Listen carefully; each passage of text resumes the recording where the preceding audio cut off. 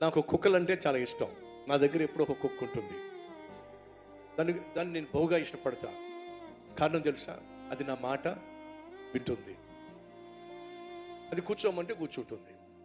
నేను భోజనం చేస్తున్నప్పుడు అది కూడా భోజనం చేయాలని తెగ ఉబలాట పడిపోతూ ఉంటుంది. నా చుట్టూ తిరిగేస్తూ ఉంటుంది.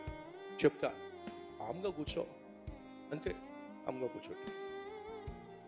భోజనం చేసే వరకు డిస్టర్బ్ చేయండి.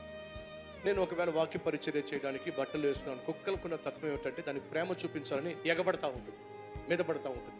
గొప్ప విచిత్రం ఏంటి తెలుసా? చక్కగా బట్టలు వేసుకున్నానంటే దరిదాపులు కూడా దూరంగా ఉంటుంది. నేను ఒకవేళ అది పాదాల దగ్గరే ఉంటుంది, లే కామ్గా లేస్తుంది. బయటికి వెళ్ళు, ఇష్టం ఉంటుంది వస్తుంది. బయటికి వెళ్ళు, ఇష్టం ఉండదు వస్తాం. చెప్పాగా బయటికి వెళ్ళు అని కామ్గా బయటికి వెళ్ళిపోతుంది.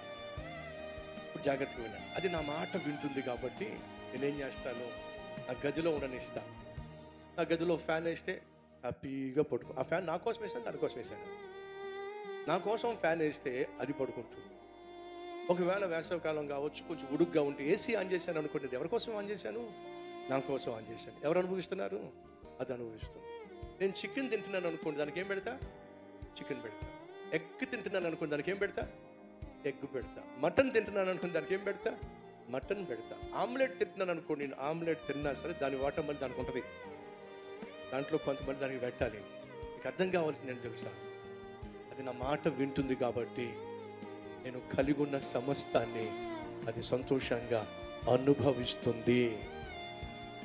నువ్వు నేను దేవుని మాట వింటే ఆయన కలిగి ఉన్న సమస్తాన్ని నువ్వు నేను చెప్పండి అనుభవిస్తాం.